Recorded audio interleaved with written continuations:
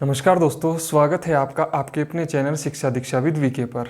मैं विपिन कुमार, आपका constitution and polity का फैसिलिटेटर। काफ़ी लंबे समय बाद आप लोगों से मुलाकात हो रही है। कुछ क्लासेस मिस हुई हैं। इसके पीछे मैं कारण बताना चाहूँगा। अचानक ही मेरा स्वास्थ्य थोड़ा ख़राब हुआ था, जिसके कारण मुझे क्लासों को बीच में रोकना पड़ा और अब स्थिति सही है। इस कारण हालांकि डॉक्टर ने और भी आराम करने के लिए कहा था, लेकिन मुझे लगा कि क्लासेस चला देनी चाहिए और मैं थोड़ा अच्छा महसूस कर रहा था। इस कारण आज से आपकी क्लासेस जो रुकी थी कॉन्स्टिट्यूशन एंड पॉलिटी की, वो अपने निरंतरता के साथ आज से चालू होंगी। लास्ट क्लास में हम अपनी देख के आए थे कि कैब क्या होता है, सीएए क्या होता है, एनआरसी क्या होता है, एनपीआर क्या होता है। इनके बारे में हम विस्तृत चर्चा कर आए थे। मैंने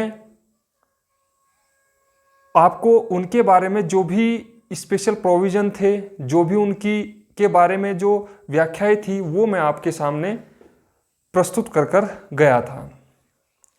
आज हम देखेंगे कि आर्टिकल 15, आर्टिकल 16, आर्टिकल 17, आर्टिकल 18, यानी हम पढ़ रहे थे फंडामेंटल राइट्स FRS भाग 3 और 12 से 35, इनकी चर्चा हम कर रहे थे। और मैंने आपको बताया था कि 6 फंडामेंटल राइट्स हैं हमारे यहाँ, और सबसे पहला हम पढ़ रहे थे समानता का अधिकार। समानता का अधिकार, समानता का अधिकार। इसी के आलोक में मैंने आपको सीए, एनआरसी, एनपीआर अन्य समझाया, और समानता का अधिकार आर्टिकल 14 क्या कहता है। पहला समानता का अधिकार मैं आपके समक्ष उसे रखकर या उसे आपको अच्छे से समझाकर मैं आगे चला था। आज हम इसी समानता के अधिकार के परिप्रेक्ष्य में अगला जो फंडामेंटल राइट्स है वो पढ़ेंगे। आर्टिकल 15। आर्टिकल 15 क्या कहता है। हालांकि ये जो आने वाले कुछ लेक्चर्स हैं ये काफ़ी महत्वपूर्ण होने वाले हैं आपके लिए। आप आरक्षण के बारे में अन्य चर्चाएं सुनते होंगे कि कैसे मौलिक अधिकार नहीं है, अन्य क्या कारण हैं। अब के बाद आपको आरक्षण के बारे में भ्रमित होने की जरूरत नहीं होगी। आरक्षण पर मैं एक अलग से क्लास लूंगा। और आर्टिकल 15 क्या कहता है, आर्टिकल 16 कैसे भारतीय नागरिकों के लिए है, ये आप अच्छे से समझ पाएंगे। हालांकि आर्टिकल 16 स्पेशली समानता के अधिकार में हम बात करेंगे आज आर्टिकल 15 की। आर्टिकल 15 क्या कहता है। सबसे पहले आर्टिकल 15 कहता है समानता के अधिकार के अंतर्गत ही कि राज्य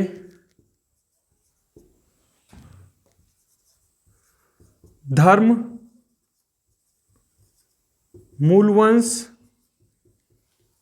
जाति, लिंग या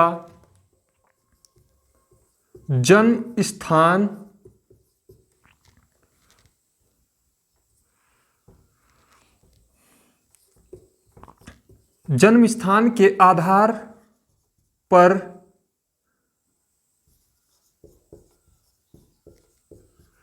व्यक्तियों के साथ भेदभाव नहीं करेगा। भेदभाव नहीं करेगा कि राज्य धर्म, मूलवंश, जाति या लिंग स्थान पर व्यक्तियों के साथ भेदभाव नहीं करेगा। कितने पैरामीटर दिए गए हैं इसमें? 5 पैरामीटर दिए गए हैं। ये ध्यान रखना, धर्म, मूलवंश, जाति, लिंग या जन्म। इस या का मतलब यहां ये नहीं है कि लिंग के आधार पर या जन्म स्थान। या का मतलब है यहां पर प्लस। आप इस या को ऐसे ना ले कि ये डिफाइन करता है कि या मतलब या तो लिंग या फिर जन्म स्थान। ये या का ये मतलब नहीं है, या का मतलब है दोनों एक साथ, मिलाकर दोनों एक साथ पढ़ रहे हैं। यहां पर अक्सर हम या देखते हैं, आपने परीक्षाओं में क्वेश्चन देखा होगा कि या तो ये करे या फिर ये करे, तो वहां पर वरीयता दी जाती है कि आप कौन सा क्वेश्चन करना चाहते हैं। लेकिन यहां पर ऐसा नहीं है, आपको ये बात अच्छे से समझ लेनी है। यहां पर या का मतलब एडिशन से है, ना कि ऑप्शन से है। ये बात आपको याद रखनी है।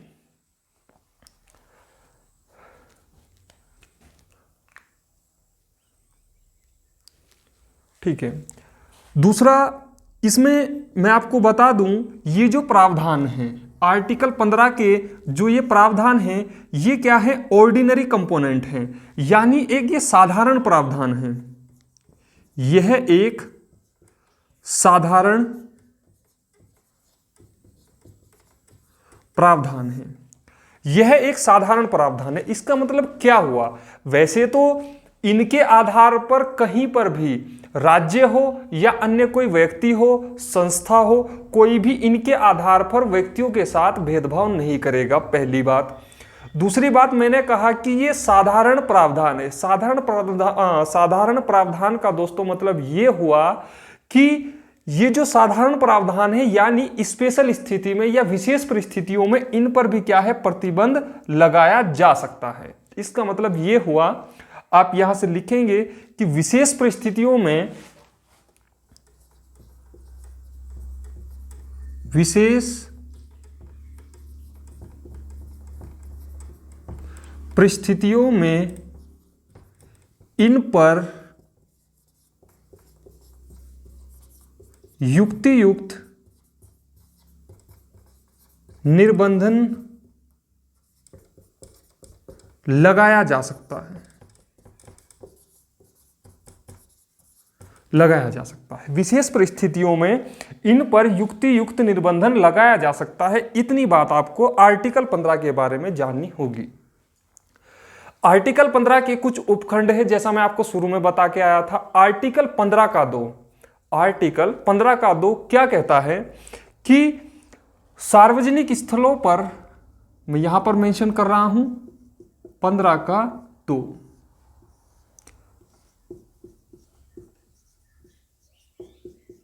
सार्वजनिक स्थलों पर कौन से पैरामीटर, ये 5 पैरामीटर। स्थलों पर मैं 5 लिख रहा हूं, आप इसे यहां से समझेंगे कि कौन से 5, ये 5 धर्म, मूलवंश, जाति, लिंग या जन्म स्थान के आधार पर व्यक्तियों को प्रतिबंधित नहीं किया जा सकता, नहीं किया जा सकता। अब ये सार्वजनिक स्थल का मतलब क्या हुआ, इसे भी समझ लेना जरूरी है। और आर्टिकल 15 का 2 इंपॉर्टेंट है, ये भी आप ध्यान रखना। ये दोनों जो हैं, ये व्यक्ति और संस्था, व्यक्ति व संस्था दोनों के अगेंस्ट में है।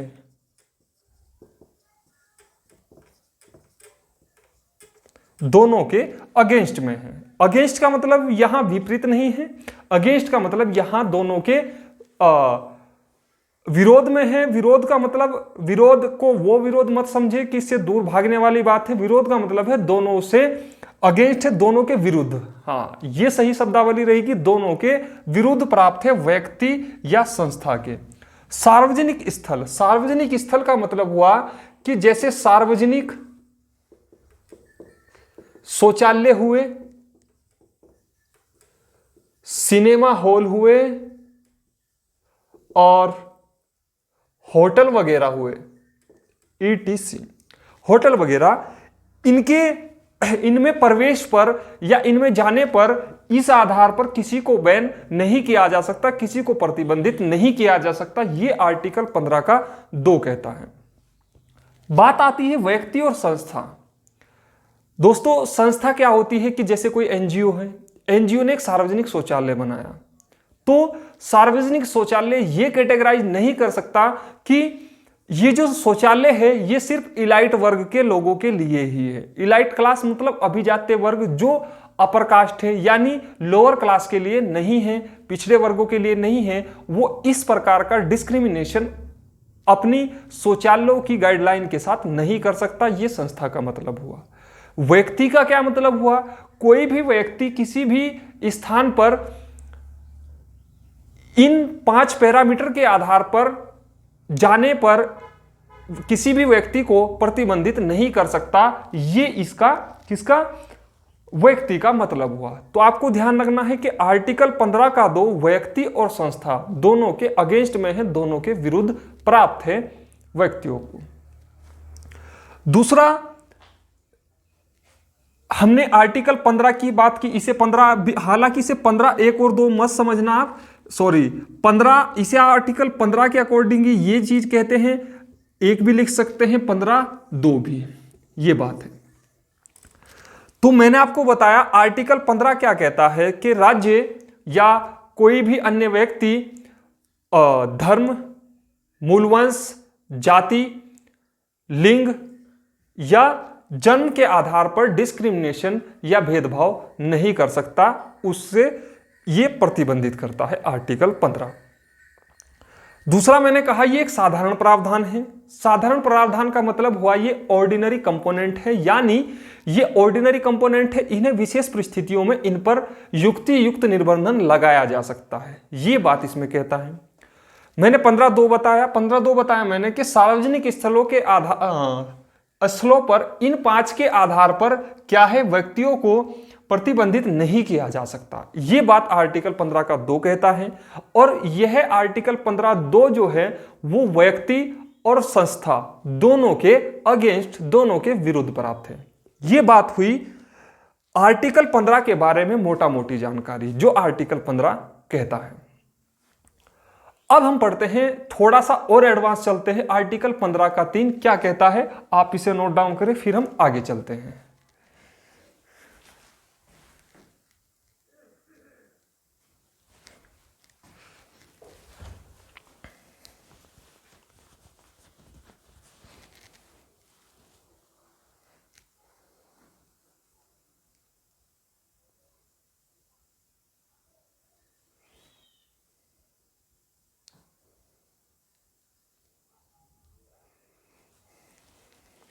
चलिए,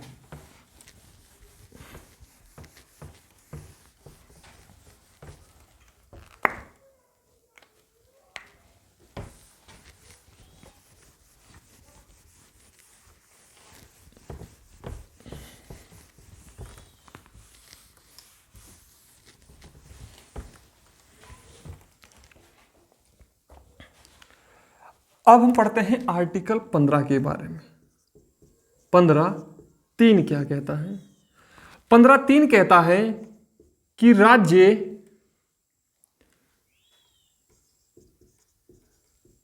बच्चों व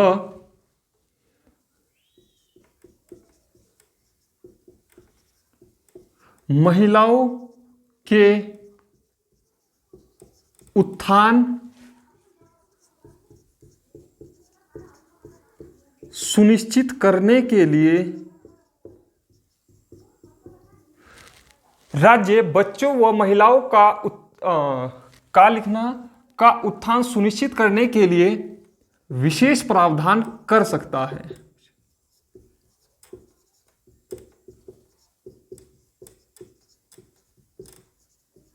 कर सकता है। देखो, मजे की बात, अभी आर्टिकल 15 कह रहा था कि मैंने जो 5 आधार बताए, यहां पर देख सकते हैं कि महिला और बच्चों यहां पर फर्क आ गया, लिंग के आधार पर भेदभाव कर दिया गया। लेकिन मैंने आपको वहीं पर बताया था कि वो एक साधारण प्रावधान है, वो एक ऑर्डिनरी कंपोनेंट है, उन पर विशेष स्थिति पे प्रावधान किया जा सकता है। और उसमें हमने यहां पर क्या किया, आर्टिकल 15 ने क्या कह दिया, राज्य महिलाओं और बच्चों और महिलाओं के उत्थान के सुनिश्चित के लिए विशेष प्रावधान कर सकता है।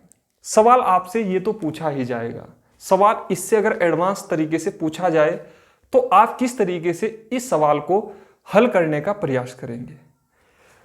मैं आपसे सिंपल सवाल पूछता हूं कि अगर आपके पास सवाल आ जाए कि बाल विकास कार्यक्रम और महिला सशक्ति कार्यक्रम या महिला सशक्तिकरण के जो भी प्रोग्राम हैं, वीमेन एम्पावरमेंट के जो भी प्रोग्राम हैं, वो किस फंडामेंटल राइट के तहत चलाए जाते हैं? अगर बात करें सिंपल सवाल हो तो आप कहेंगे समानता के, आर्टिकल 15 के। और अगर ज्यादा ही डीप जाना हो, 15 में भी कैटेगराइज कर दिया, तो आप क्या आंसर लगाएंगे? आप किसी बुक में पढ़ेंगे, कहीं अन्य जगह पढ़ेंगे, तो आपको ये सब चीजें नहीं मिलने वाली। ये दोस्तों मेरा आपसे वादा है, क्योंकि ये सब चीजें वास्तव में बुकों में कहीं भी मेंशन नहीं है। लेकिन चूंकि मैं पहले से कहता हूं कि आजकल जो सवाल हैं वो समझ पर बेस होके परीक्षा में आते हैं, और आप सोचते हैं कि किस किताब में हम इन्हें खोजें, तो वास्तव में सही बात है किताबों में नहीं मिलते। उनके लिए थोड़ी अप्रोच लगानी पड़ती है। आपके पास एक बेहतर गाइडर, बेहतर काउंसलर होना चाहिए। तो अगर आपसे, खैर हम मुद्दे पर वापस आते हैं, आपसे पूछा जाए कि बाल विकास और महिला सशक्तिकरण का जो कार्य है वो किसके अंतर्गत चलाया जाता है, तो आर्टिकल किसके? 15(3) के, या फिर फंडामेंटल समानता के अधिकार के अंतर्गत। ये बात आपको अच्छे से ध्यान रख लिए, मैं नोट कर देता हूं। बाल विकास कार्यक्रम व महिला सशक्तिकरण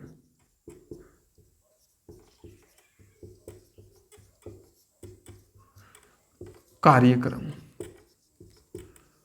किसके अंतर्गत चलाए जाते हैं? इसके। दूसरा, मैंने महिलाओं के उत्थान की बात की। जो संसद या विधानमंडल, संसद या विधानमंडल में आरक्षण की बात की गई है, में आरक्षण की बात करता है, आरक्षण की बात करता है संसद और विधानमंडल। आपने देखा होगा कि संसद में कुछ सीटें महिलाओं के लिए रिजर्व होती हैं, राज्य विधानसभाओं कुछ सीटें महिलाओं के लिए रिजर्व होती है। तो कौन प्रावधान करता है? आर्टिकल 15 का 3। ये बात हुई आर्टिकल 15 के 3 के बारे में। अब हम जानेंगे आर्टिकल 15 का 4 क्या कहता है।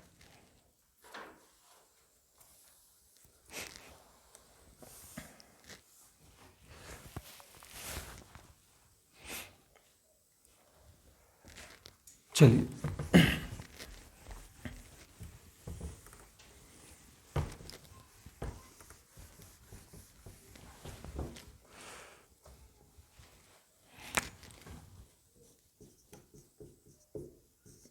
आर्टिकल 15 का 4। आर्टिकल 15 का 4 कहता है, और ये फर्स्ट कॉन्स्टिट्यूशन अमेंडमेंट, अगर मैं CA लिखूं तो आपको समझ जाना है मैं संवैधानिक संशोधन की बात कर रहा हूं। CA लिखूं या फिर SS लिखूं, संविधान संशोधन, कॉन्स्टिट्यूशन अमेंडमेंट, ये इसका इंग्लिश वर्जन है, ये इसका हिंदी वर्जन है। तो आपको कंफ्यूज नहीं करना है, क्योंकि कुछ चीजें मैं शॉर्ट में ही आगे लिखता चलूंगा। मैंने कहा आर्टिकल 15 का 4 किसके द्वारा ऐड किया गया? फर्स्ट कॉन्स्टिट्यूशन अमेंडमेंट किया गया। कब? 1951 में। और इसमें कहा गया कि राज्य सामाजिक व शैक्षणिक, शैक्षणिक ऐसे नहीं लिखा जाएगा,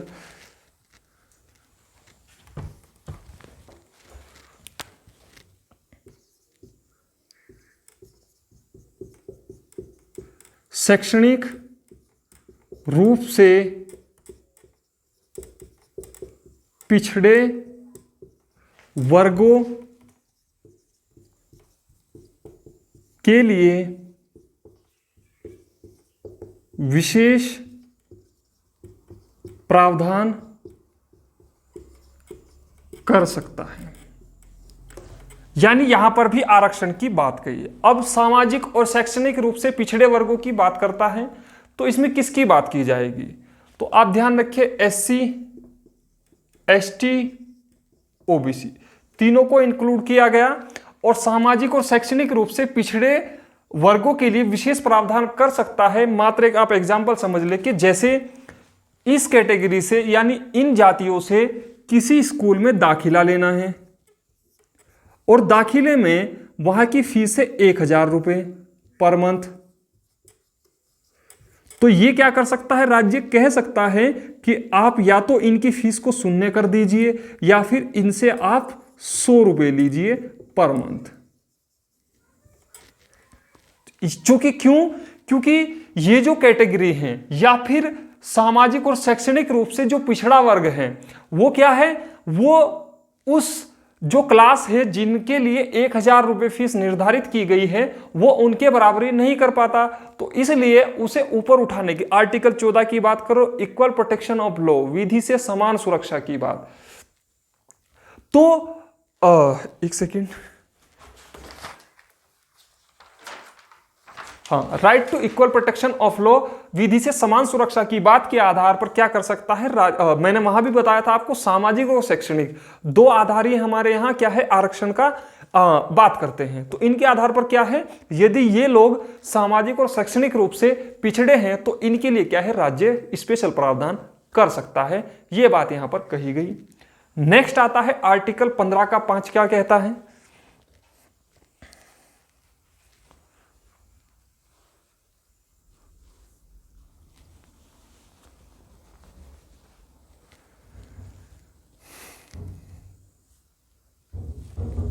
चलिए,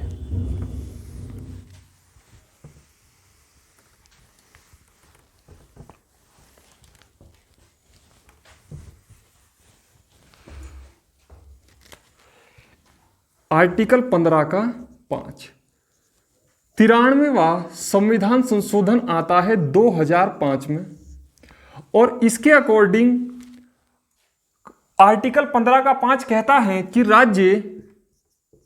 राज्य सामाजिक व शैक्षणिक रूप से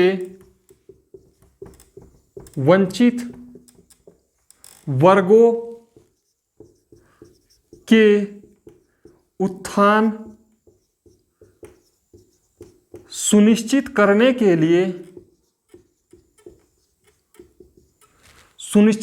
के लिए राज्य सामाजिक व शैक्षणिक रूप से वंचित वर्गों के उत्थान सुनिश्चित करने के लिए शैक्षणिक संस्थानों में आरक्षण की बात करता है।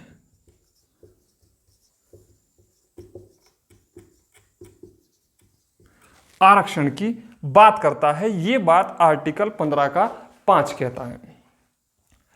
अब आपने देखा कि मैंने आपको आर्टिकल 15 के 4 में भी बताया कि सामाजिक और शैक्षणिक रूप से वंचित वर्गों के, लेकिन वहां दोस्तों उसका जो एरिया था, उसका जो कॉन्सेप्ट था, वो उतना ब्रॉड नहीं था, वो इतना व्यापक नहीं था। व्यापक का मतलब वहां जैसे मैंने आपको बताया कि वहां सिर्फ फीस में छूट की बात की, लेकिन यहां पर जो बात की एडमिशन में आपने देखा होगा कि कुछ सीटें इनके लिए रिजर्व रहेंगी। किसके लिए? जो सामाजिक और शैक्षणिक रूप से पिछड़ा वर्ग है उसके लिए क्या रहेंगी, कुछ सीटें रिजर्व रही होंगी। आप देखते होंगे कि विभाजन देखते होंगे, जब आपके पास वैकेंसी आती है तो उसमें क्या होता है कि इतनी सीटें एससी के लिए हैं, ओबीसी की इतनी सीट है, वीमेन के लिए इतनी सीट है। तो वो अलग अलग जो कैटेगराइजेशन होता है वो किसके अकॉर्डिंग होता है, इसी आर्टिकल के अकॉर्डिंग होता है। यानी वैकेंसी आर्टिकल 16(4) में पढ़े हैं हम, लोक नियोजन में समता। मैं बात कर रहा हूं कि अगर आपका रिजल्ट आता है तो रिजल्ट के आधार पर आपको शैक्षणिक संस्थानों में कुछ छूट मिलती है कि इतने सीटें एससी के लिए रिजर्व हैं, इतनी सीटें ओबीसी के लिए रिजर्व हैं, इतनी सीटें जनरल के लिए रिजर्व हैं। तो वो सब चीजें क्या है, वो इसी के अंतर्गत आती हैं। और लास्ट में आर्टिकल 15 का 6 रिसेंटली अभी हुआ है EWS, इकोनॉमिकल वीकर सेक्शन के लिए आरक्षण की बात करता है। आरक्षण की बात करता है 15 का 6। यह थी आर्टिकल 15 के बारे में एक विस्तृत परिचर्चा। इससे अलग आपसे कोई सवाल नहीं पूछा जाएगा, ना आज तक पूछा गया, ना आगे भविष्य में कोई भी पूछा जाएगा। अगर आप इतना जान रहे होंगे तो मोर देन सफिशिएंट है। रही बात आरक्षण की, तो दोस्तों अभी जब मैं लोक नियोजन समता बताऊंगा आपको आर्टिकल 16, तो उसके बाद में एक स्पेशल क्लास, छोटी हो या बड़ी हो, मैं एक स्पेशल क्लास आरक्षण पर ही आपके लिए बनाऊंगा। उस क्लास को पढ़ने के बाद आपके जहन में कोई भी सवाल आरक्षण से संबंधित नहीं रहेगा। आप किसी न्यूज़पेपर में पढ़ेंगे, किसी बुक में पढ़ेंगे, तो आप अच्छे से उस चीज को समझ पाएंगे। तो खैर, जब हम 15 का 6, 15 का 5 यह चीज हमने पढ़ी, और आगे हम फिर किस में पढ़ेंगे, आर्टिकल 16 को, लोक नियोजन में समता को हम देखेंगे। आप इसे नोट डाउन करें।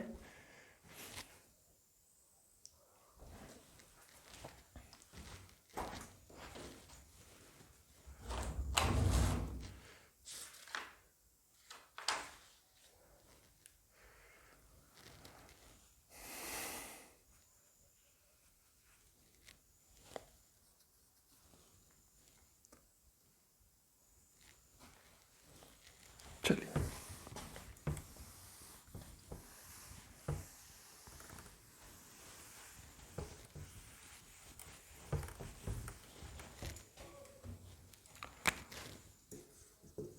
आर्टिकल 16 लोक नियोजन में समता। लोक नियोजन में समता, लोक नियोजन का मतलब क्या हुआ, पहले इस शब्दावली को आप समझें कि लोक नियोजन क्या होता है। लोक नियोजन मतलब मैंने जो अभी जिक्र किया था आपको कि सरकारी वैकेंसीज आती हैं, आप सरकारी नौकरी के लिए अप्लाई करते हैं, यही क्या होता है, लोक नियोजन। अन्य भी जो अच्छे इंस्टीट्यूट होते हैं, अच्छी गवर्नमेंट के साथ जिनका टाई अप होता है, उनमें भी एक कैटेगराइजेशन होता है कि इतनी सीटें जनरल के लिए हैं, इतनी सीटें एससी के लिए हैं, और इतनी सीटें किसके लिए हैं, ओबीसी के लिए है। वहां पर भी ये कैटेगराइजेशन होता है। तो यही है लोक नियोजन। लोक नियोजन यानी लोगों का नियोजन करना है। शब्द से आप समझ सकते हैं कि सरकार क्या है, सरकारी उपक्रम में जब हम नौकरी के लिए अप्लाई करते हैं तो वही क्या है, लोक नियोजन। लोक नियोजन में समता, यहां पर भी ये बात कहता है आर्टिकल 16। और एक बात और ध्यान रखना, ये जो आर्टिकल 16 है ये किसके लिए है, ओनली फॉर इंडियंस। ये बात भी आपको ध्यान रखनी है, ओनली फॉर इंडियंस के लिए है आर्टिकल 16। लोक नियोजन में समता, तो ये कहता है राज्य, धर्म, जाति, मूलवंश व लिंग या जन्म स्थान के आधार पर राज्य कोई भेदभाव नहीं करेगा, भेदभाव नहीं करेगा। और ये बात किसके आलोक में कही जा रही है, लोक नियोजन के समता के। यानी अगर राज्य ने कोई वैकेंसी निकाली तो इनके आधार पर क्या करेगा, राज्य कोई भी डिस्क्रिमिनेशन नहीं करेगा। ये बात आर्टिकल 16 का 3 कहता है। लेकिन बात थोड़ी आगे बढ़ती है, बढ़ाएंगे भी, उसके बारे में भी हम जानेंगे कि आगे क्या कहता है, कैसे निवास के आधार पर, कैसे धर्म के आधार पर राज्य भेदभाव कर सकता है। आप इसे नोट डाउन करें, फिर हम आगे चलते हैं।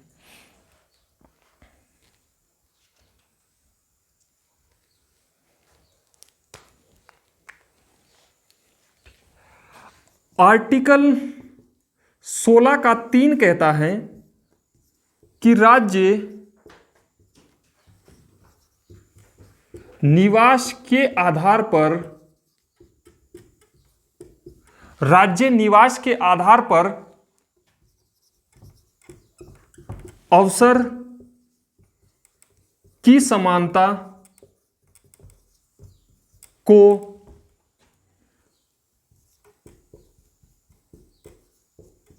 नागरिकों को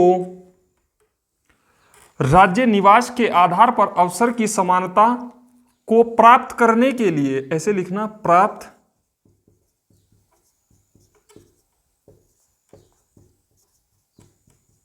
नागरिकों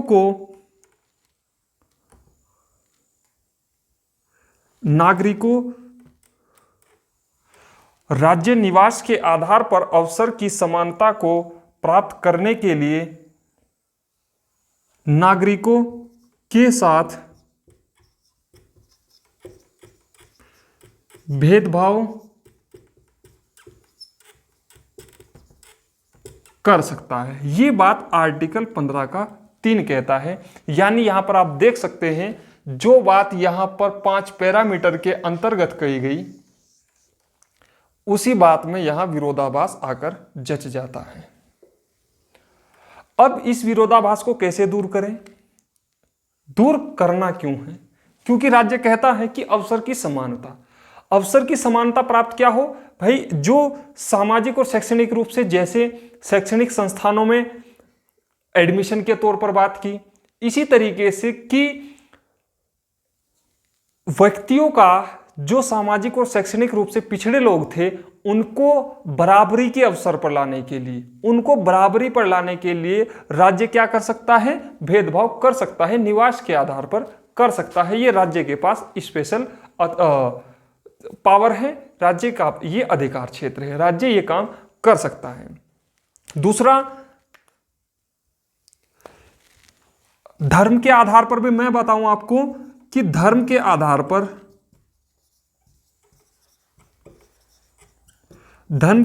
पर भी किसी संस्था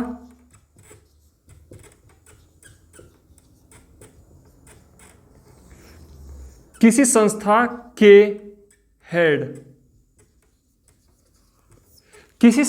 हेड की नियुक्ति होनी है तो क्या कर सकता है? राज्य धर्म के आधार पर वहां पर नियुक्त कर सकता है। जैसे हाल ही में आपने देखा होगा कि उत्तराखंड राज्य में जो बद्रीनाथ और केदारनाथ समिति है, या गंगोत्री या जो यमुनोत्री वहां पर मंदिरों की समिति है, उसमें एक बोर्ड का गठन किया गया है। अभी थोड़ा मुझे याद नहीं है।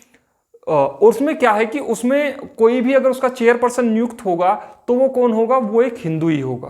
तो यहां देख सकते हैं। और यहां पर क्या कहता है? धर्म के आधार पर। लेकिन यहां पर क्या है कि कर सकता है, चूंकि वो आस्था से जुड़ा हुआ मामला है। और हमारे यहां, मैंने शुरू में बताया था, हमारे यहां राज्य काफी उसका सम्मान करता है। तो ये बात क्या कहता है? राज्य इसके आधार पर डिस्क्रिमिनेशन कर सकता है, भेदभाव कर सकता है, निवास के आधार पर भी और धर्म के आधार पर भी। लेकिन किसके? किसी संस्था के हेड की नियुक्ति। मोस्ट प्रोबेबली आपने देखा होगा कि जो मुस्लिम के जो धार्मिक स्थल होते हैं, उनका जो वक्फ बोर्ड होता है, उसका जो चेयरपर्सन होता है वो एक मुस्लिम ही होता है। तो इसके आधार पर भी वहां पर संस्तुति की जा सकती है, ताकि उन लोगों को क्या मिले? स्पेशल राइट मिले। और राज्य इसके लिए कार्य करता है।